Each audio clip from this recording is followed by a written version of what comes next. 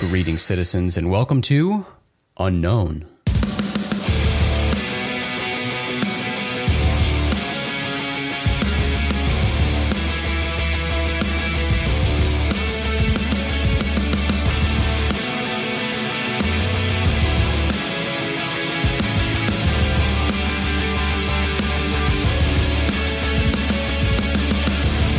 I'm Jason McClellan. Thanks for hanging out with me. The International UFO Congress took place from September 4th through the 8th in downtown Phoenix, Arizona. Although this year marked the IUFOC's 28th anniversary, this was the event's first year in downtown Phoenix. It was also a new time of year for the event. Historically, the Congress has taken place in February, so it was a year of big changes for the International UFO Congress. Since this conference was kind enough to move just a few miles down the street from where I live, of course I popped in here and there to check it out and to spend some time with friends and colleagues who were in attendance. Hurd was there for the full conference. He was pretty busy during the event, but he did manage to sit down for a brief chat with our mutual friend, Zuni elder Clifford Mahooty. I'm here at the 2019 International UFO Congress, and I am here with Clifford Mahooty. How are you doing, Clifford, and welcome to Phoenix? I'm doing excellent. Good. So, listen, what brings you to the International UFO Conference? What do you enjoy? I enjoy the talks. I enjoy the people, and of course, I've been around this for some time, especially the Congress, which is probably the best and the biggest in the country, and I've enjoyed being to the previous ones. So this is another one of those places that I really enjoyed listening to the speakers, and of course the people that come to these conferences. I have a real good communication with them. Yeah, I enjoy that too. The camaraderie with everyone is really special, isn't it? It sure is. It's just like a reunion. Going back to school or college, so that's sort of like that. Yeah, it's great to see everyone. So also I was thinking that, so much has been happening in ufology lately, the last couple of years.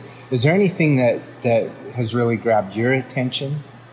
Well, one of the things that ufology is that we're now increasing it to other areas. For example, being a Native American Indian, I've included in some of my lectures the spirituality, the conscious connection, Mother Earth, and also possibility of the star people as our ancestors. But in these meetings, we kind of cover all of that in one session or at least one conference. So the people are now really waking up and accepting a lot of things that was sort of taboo, say way back about 40, 50 years ago. Yeah, absolutely. It's amazing. And that is so fascinating, that connection. So, yeah, I'm glad to hear that people are being more receptive and that's really being talked about. It's very encouraging. So I guess the last question I have, you probably have seen this whole business about Storm Area 51. It's been in the news a lot. What do you think about that? Well, the first impression would be, this is sort of like a joke, but I don't think like that. I believe it's something that is part of the movement that's happening, that is perhaps put forth by many different factors. Of course, being the attack on some of the things that the government has held back, but I believe it's sort of like breaking down of a lot of barriers, even though it seems like it's a fun event or it's sort of bizarre event. But I believe that it's part of the breaking down and the disclosure of what has been held back for many, many years. So I really hope that a lot of these efforts are being brought out at different parts of the country. Yeah, excellent. That's a great take on that. Well, thank you so much and appreciate your time and enjoy the rest of the conference. Excellent. Thank you very much. You bet.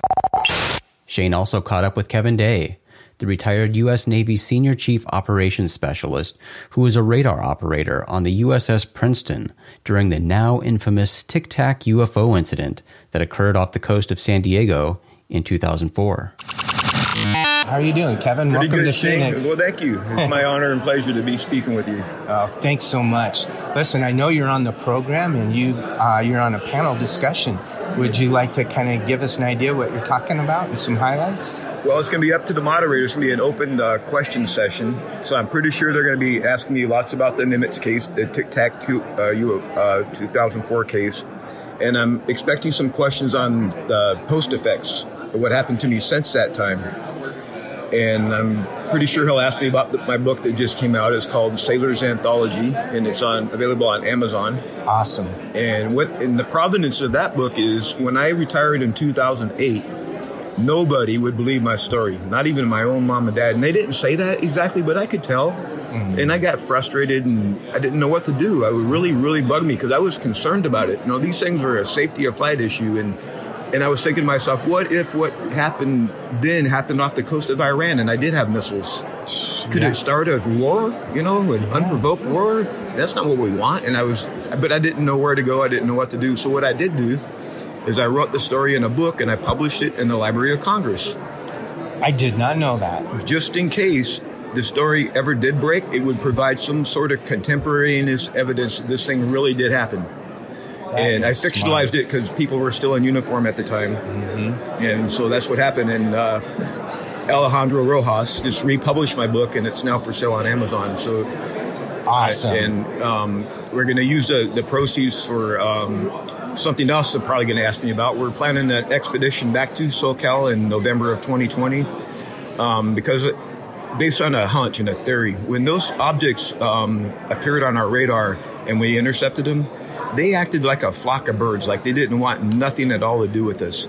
Imagine seeing like a bunch of pigeons on the ground, and you toss a rock and they all fly away, but they regroup and then go in a group to wherever they're going. That's exactly how these things behaved. Weird. And another thing that happened is after Commander Fravor returned to the Nimitz after his flight, the next flight was getting ready to launch. And the flight lead his name was Chad Underwood. His name's just come out. And he told Chad Underwood that, hey, make sure you take a aircraft with a at-FLIR plot on it, a forward-looking infrared radar that's active. Mm-hmm. And Chad Underwood's reply, I wasn't there, but according to testimony from other people, he said, I'm going to go find those things. Yeah. And that's exactly what he did. Wow. So I believe these things are findable, and I also believe they're knowable.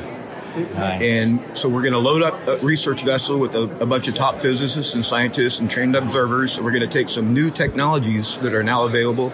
We've teamed up with some people in Silicon Valley. Nice. And we're gonna go see if we're right about that. Oh, that would be fantastic. What an awesome thing to do. So the sales from the book are going to go towards that effort. Awesome. Well, that's terrific. Wow, you blew me away with that. I was not expecting that. I'll look for your updates on that. That sounds Me too. terrific. I'm very excited about it. Yeah. I'm humbled, deeply humbled by the quality and the caliber of people that are jumping on the team and helping this effort. Wow, that's going to be very impactful, I'm sure.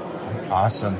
Well, there's a lot going on in ufology of late, and you've really kind of been at the epicenter of it. But is there anything that's catching your attention right now? Yeah, and I kind of mentioned it already. I didn't know there was people working on UAP, UFO related actual technologies, products. There's one guy sitting right behind us with the MADAR system, for example, and there's another system out there, UFO Tog 2. It's now called UFO DAP, Chris O'Brien's company. There's some others too, and that fascinates me. Yeah, me too. It truly fascinates me. Yeah, I haven't checked out his booth yet, but I'm definitely going to. He's sitting over there, so he's giving a presentation, terrific. I think, on it later today, or maybe it's tomorrow. Yeah, that'll be terrific as well. Yeah, I'm definitely going to be at that one. Yeah, I want that gear on my boat when I go. That'd be cool. Yeah, I'm sure he'd. I got love a lobby to do for it. Yeah, that's awesome. Just one final question, I guess, sort of on the pop culture side here. We've been seeing in the news a lot about the whole Storm Area 51 thing. It's sort of changed and morphed a little bit, maybe into more of a festival. But what's your thought on that whole thing? When I first heard that, I was thinking it reminded me of doctors Jacques Vallée and Dr. Eric Davis did a paper, and if I don't quote me, but I think the name of the paper is The Incommensurability of High Strangeness. And it's basically a framework for doing research on these observations. And they broke down different effects because these interaction with these things affects people. There's no question. Because it happened to me personally, and I didn't know what the hell was wrong with me for a long time. Wow. Only recently I figured it out. And there's 6 layers that they laid out, and layer 6, the very last layer, is social effects. Yes. So this Area 51 nonsense is a layer 6 social effect from Valley Davis.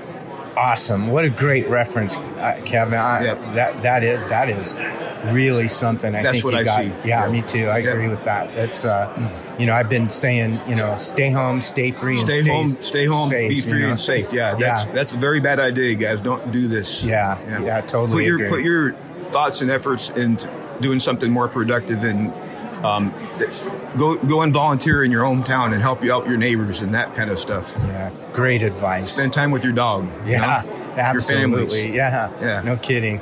Well, thank you very much for taking a few minutes with us. My pleasure, Shane. And you're a great guy, and I'm really looking forward to your presentation. Thank you, Shane. My honor. You got it.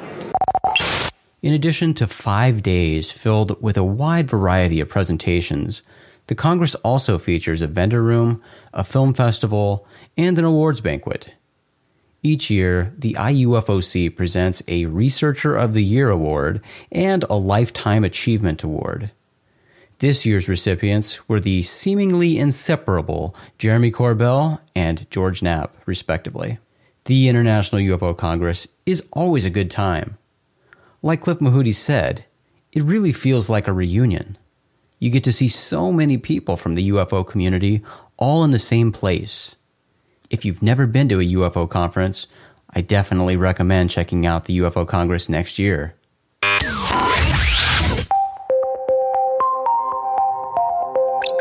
Well, citizens, as we wrap up this brief episode, we invite you to come join us in the Rogue Planet Facebook group.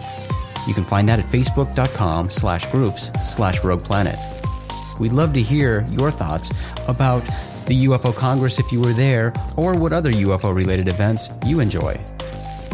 You can find more episodes of Unknown on Apple Podcasts, Stitcher, Google Play, iHeartRadio, and YouTube.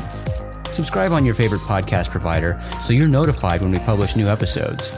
And if you haven't done it already, it would be awesome if you could just take a minute to rate and review Unknown on your favorite podcast platform. You can always find this show at rogueplanet.tv, because Unknown is a Rogue Planet production. rogueplanet.tv is your home for all the strange. Big thanks to our talented friend and fellow Rogue Planeteer Caleb Hanks for the show's intro and outro music. You can check out all his work at theclerkchronicles.com. Thanks again for hanging out with me today. I'm Jason McClellan. Do me a big favor, friends. Always treat the UFO subject with the cautious and responsible skepticism it deserves. Question everything. Have the courage to form your own opinions. Keep truth as the focus of your quest, even if the truth conflicts with your opinions. And, of course, stay strange.